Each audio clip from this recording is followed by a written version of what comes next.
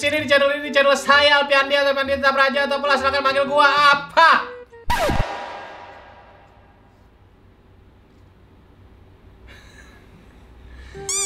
Kali ini kita akan membahas ini konsepnya HS nih yang dapat kayak gini. Aneh banget loh, tiba-tiba disuruh dibalik hording aja mulainya openingnya. Astagfirullahaladzim. Jadi ini adalah sebuah konten baru. Gua nggak tahu apakah nanti selama gua buat konten ini di episode-episode selanjutnya apakah gua akan begini terus dibalik tirai atau tidak. Tapi kalau ternyata lucu banget, boleh. Seperti yang sudah kalian lihat, di sini ada lightstick idol yang sedang naik daun di Nepal. Dia adalah Oppa Nasar. Karena kita sekarang akan membahas Oppa Nasar Kyowo. Sesuai dengan judulnya yang sudah kalian baca, kali ini gue akan mengutarakan imajinasi gue kira-kira apakah yang terjadi jikalau Oppa Nasar Kyowo akan debut atau berkarir atau menjadi idol dari 3 agensi besar di Korea, yaitu SM, JYP, dan juga YG. Sungguh topik yang menarik. Karena ini konten baru, kayaknya tidak afdol kalau kita tidak membuat nama kontennya. Tadinya konten ini mau gue masukin ke Bahas Sotoy, tapi kayaknya tidak mungkin karena Bahas Sotoy kan itu tidak terlalu scripted, dan sementara ini gue nulis skripnya. Terus juga kalau Bahas Sotoy kan itu biasanya hal-hal yang trending banget di dunia per-K-popan, sedangkan ini nggak semuanya trending. Jadi suka-suka gue aja, kalau gue pengen bahas ya gue bahas. Itulah kenapa ini beda sama Bahas Sotoy. Kira-kira apa namanya yang ala-ala kekoreaan tapi membahas-membahas gitu, ala-ala pembahasan-pembahasan Korea apa ya? Yang baru kepikiran sih ini, bibimbap. Ya kan? Bibimbap. Bibirmu terasa lembab. Langsung saja kita balik lagi ke pembahasan mengenai apa yang akan dilakukan oleh Oppa Nasar Kyowo kalau dia debut jadi idol K-pop di agensi Big 3. Menurut analisis gue sendiri dan juga dari data-data yang ada di lapangan, tim survei saya sudah survei jauh-jauh hari dari 4 tahun yang akan datang. Beberapa bulan terakhir Oppa Nasar ini sempat menjadi trending di kalangan fans K-pop di Indonesia. Sampai-sampai beliau dinobatkan sebagai pemersatu fandom K-pop di Indonesia gitu. Ini gue nggak tahu sih instansi mana atau lembaga mana yang memberikan gelar tersebut kepada Oppa Nasar. Apa dari Pos Indonesia? Pegadaian atau dari komunitas pecinta Royco, kita nggak tahu.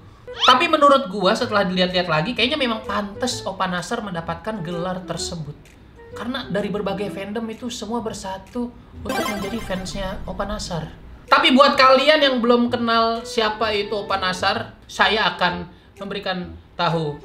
Memiliki nama panjang Nasar Fahad Ahmad Sungkar. Gua nggak tahu dia siapanya Siren Sungkar, pokoknya emang kayak gitu namanya, ada sungkar-sungkarnya. Beliau lahir di Bandung pada tanggal 5 Januari 1988. Tapi kalau dipikir-pikir lagi, dia cuma beda 4 tahun sama gue. Jangan-jangan kita dulu satu SD lagi. Jangan-jangan gue kelas 2, dia kelas 6. Tapi kalau dibayangin, kayaknya Oppa Nasar ini kalau di sekolahnya dulu, waktu SD, kayaknya dia anak kesayangan guru deh. Cuma biasanya kalau murid kesayangan guru kan itu yang juara olimpiade, pinter matematika. Kalau Nasar enggak. Nasar disayang guru karena cengkoknya merdu. Wah. Pas pelajaran matematika, gurunya ngelihat ada murid yang ngantuk, gurunya langsung sigap. Nasar, coba dong satu cengkok dulu ke depan. Itu lihat, Andika sudah ngantuk tuh. Emang kebetulan waktu itu dia sekelas sama Andika, kangen band ternyata. Nasar maju diri di depan langsung nyanyi. Angkar pangkat 3, ya sayang. Angkar pangkat 3. Oh, Nasar juga merupakan juara 2 dari KDI atau kontes dangdut Irlandia. Maksud saya adalah Indonesia dong. Nah, dia waktu juara 2 itu pada tahun 2004. Lo bayangin tuh, waktu itu dia masih berumur 16 tahun. Lo bayangin betapa sibuknya dia baru umur 16 tahun loh. Datang ke studio masih pakai seragam. Seragamnya diganti nama Ramzi. Setelah KDI, karir Nasar abis itu langsung menanjak dan terus menanjak. Hingga akhirnya sekarang dia mempunyai sebuah julukan yaitu King Nasar. Terakhir gue denger nama King itu adalah King Booker di Smackdown. Ini King Nasar, berarti udah setingkat tuh, raja. Nah, julukan Oppa Nasar sendiri muncul gara-gara lagunya beliau yang Gejolak Asmara atau Ayaya, tau kan ya? Ayaya, itu dibikin fanchan-nya sama fans-fans K-pop di Indonesia yang sungguh-sungguh kreatif. Makanya semenjak saat itu julukannya dia adalah bukan King Nasar tapi Oppa Nasar. Oppa Nasar Kyowo. Nah, dari situ julukan Oppa Nasar ini menjadi viral. Apalagi di TikToker juga banyak tuh yang makin naikin nama dia. Habis itu udah julukan Oppa Nasar itu langsung tambah melekat di diri beliau. Orang-orang yang membikin ini, photocard lah, lightstick lah, gue sampai beli. Itu loh, lu bayangin semenginfluence apa itu. Gue sampai beli dan gue nggak tahu ini palsu apa kagak karena gue nggak bisa bedain. Dengan adanya ini membuat Oppa Nasar ini seolah-olah menjadi idol K-pop beneran. Makanya kenapa nggak sekalian aja gitu menjadi idol K-pop beneran gitu? Kenapa tanggung-tanggung gitu cuma di Indonesia aja? Padahal ini sebenarnya di treatment selayaknya idol K-pop dari fans-fansnya di Indonesia. Bayang nggak sih kalau Oppa Nasar debut di agency Big 3? Pasti bakalan unik banget. Mungkin yang pertama-tama dia lakukan kalau misalnya dia ada niat benar-benar untuk jadi idol K-pop adalah dia minta tolong sama Jirayut. Lu tau Jirayut? Jirayut, Anda tahu Jirayut? Jirayut itu adalah penyanyi dangdut asal Thailand yang sekarang berkarir di Indonesia. Dia bisa tuh minta tolong sama Jirayut, dia orang Thailand. Siapa tahu Jirayut ini adalah tetangganya Lisa. Mungkin dia akan minta tolong ke Jirayut. Jirayut, nanti kalau lu pulang, lu kan tetanggaan sama Lisa sama Bem Bem. Tolong tanyain dong ke bundanya Lisa, kira-kira susah nggak masuk YG? Terus kira-kira tes masuknya pakai psikotes nggak? Atau mungkin kalau dia nggak minta tolong sama Jirayut, dia juga bisa terbang langsung ke Thailand untuk nyari tahu. Ya intinya kalau Nasar daftar ke agency Big 3 itu ada kemungkinan sih diterima kalau kata gua. Karena pengalaman Nasar juga itu sangat banyak loh di bidang musik ini. Lu bayangin 17 tahun berkarir di Indonesia. Udah ada pengalaman di bidang musik dan bidang acting juga. Ini sangat-sangat potensial beliau ini. Selanjutnya ketika misalnya nanti si Oppa Nasar ini sudah lulus di salah satu agensi Big 3, langkah selanjutnya pasti apa? Dia memodifikasi lagu atau mengaransemen lagu. Judulnya juga dimodifikasi, bukan cuma aransemennya. Sejauh ini Nasar punya 2 lagu yang hits banget dan banyak orang Indonesia tahu, yaitu seperti Mati Lampu di tahun 2013 yang mungkin kalian gak tahu juga ini diciptakan oleh Pasha Ungu.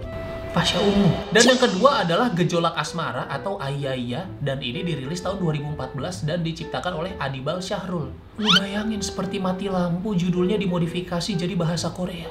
Gue udah nanya temen gue yang jago bahasa Korea dan katanya seperti Mati Lampu itu artinya Jongjoninggot Gata. Jongjoninggot Gata Cahagia. Jongjoninggot Gata. Wow, itu pecah banget itu pasti di Inkigayo apa Musik Bank itu pecah banget. Lu bayangin Nasar manggung di SBS Inkigayo, KBS Musik Bank. Udah gitu juga manggung di panggung-panggung orang-orang apa laki-laki yang lagi wamil. Terus Nasar jadi bintang tamunya. Terkenal kayak Brave Girls. Hey, Anyong semua, Anyong Yorobun. Ada gitu, Anyong Yorobun. Kan biasanya kalau di sini kan Indramayu. Asik. Sementara lagu Gejolak Asmara itu udah pasti lagunya diganti judulnya jadi Ayaya aja udah. Karena simple dan nggak perlu diganti bahasa Korea gitu. Ayaya bahasa Koreanya apa? Ya Ayaya aja udah sama. Karena biasanya lagu-lagu K-pop itu banyak yang judulnya diambil dari bagian yang paling catchy di lagunya gitu. Contohnya ada Momoland, Boom Boom, Blackpink, Bumbaya, Everglow, Puspa. Itu ST12. Dan gue jamin lagu Ayaya ini pasti gampang banget masuk ke alam bawah sadarnya orang-orang Korea. Ntar orang-orang pertama kali denger, apa sih ini lagu Ayaya? Tiba-tiba pas mandi, Ayaya, hatiku tergoda, Ayaya. Perfect All Kill, menang di SBS Inkigayo, menang di Musik Bank. Udah gitu diundang Variety. Lu bayangin tiba-tiba Oppa Nasar diundang Running Man. Coba, itu udah pasti pecah banget itu kalau dia diundang di Running Man. Yakin gua. Langkah selanjutnya yang mungkin akan dilakukan oleh Nasar Oppa ialah menyesuaikan dengan makanan Korea. Berkarir di Korea berarti harus menyesuaikan dengan makanan Korea. Meskipun di Korea ada makanan Indonesia, tapi kan gak enak kan kalau misalnya diundang lagi meeting atau lagi ngapain, kan itu tetap harus makan makanan Korea gitu biar menghormati orang sana. Tapi dikutip dari berbagai portal berita, katanya Nasar Oppa ini menyukai makanan-makanan yang agak ke Arab-Araban. Contohnya nasi kebuli, gulai kambing, dan juga sayur-sayuran Arab. Bentar, sayur-sayuran Arab itu gimana maksudnya? Sayur-sayuran biasa tapi dibaca dengan tajwid gitu, makhrajul huruf. Lobak, tomat. Ada tajwidnya, ya kan? Jadi keren. Nah, tapi makanan-makanan tersebut yang disukai oleh Opa Nasar itu kayaknya bakal sulit ditemui di Korea gitu. Makanya Opa Nasar mau gak mau harus menyesuaikan dengan cita rasa atau selera makanan Korea. Biar nanti kalau misalnya udah debut di SM gitu misalnya, biar bisa gampang akrab sama dede-dede member aespa gitu. Lu bayangin Opa Nasar diajakin main sama Ningning, Karina, Winter, sama Giselle, makan topoki dan odeng sambil ngegibah. Tapi mungkin sekali-kali nih, mungkin member aespa nanti kalau misalnya Nasar udah debut di SM, member aespa bakalan diajarin juga makan makanan yang ke Arab-Araban. Karina ntar sama Winter misalnya jadi suka nasi kebuli. AM the next level, jadi AM the next Khalifah. Wah.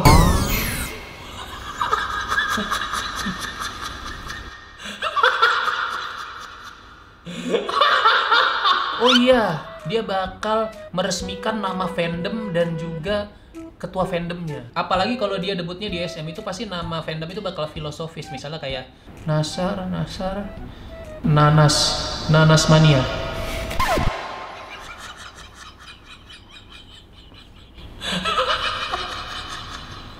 Nanas Mania. Pineapple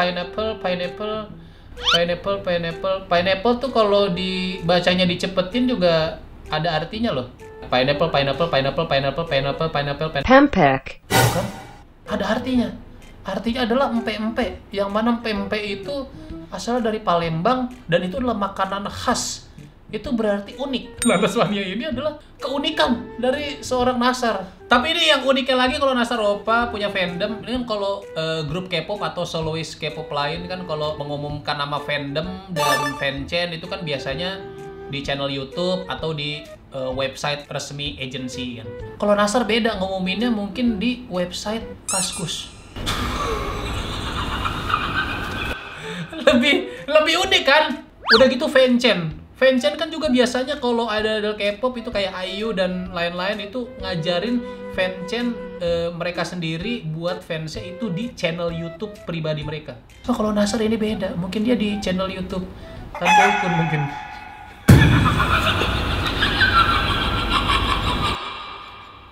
Jadi sambil makan, sambil mukbang sama Tan Boykun, dia fanchan, ngajarin fanchan buat dirinya sendiri. Dan juga ketua fandomnya menurut gue yang paling berpotensi jadi ketua fandomnya Nanas Mania ini mungkin adalah sahabat karibnya sendiri, yaitu Soimah atau biasa disebut Soimah ya. Terakhir, kalau misalnya Nasar Opa jadi idol K-pop beneran, ini pasti kalau sukses dia bakal bikin world tour ke negara-negara konflik gua.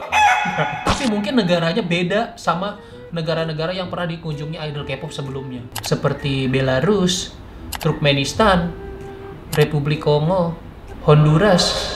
Ya, semoga lah bisa terwujud beneran ya world tour dari Nasar Opa ini. Ini semacam kayak ramalan nih gua, semacam teori-teori.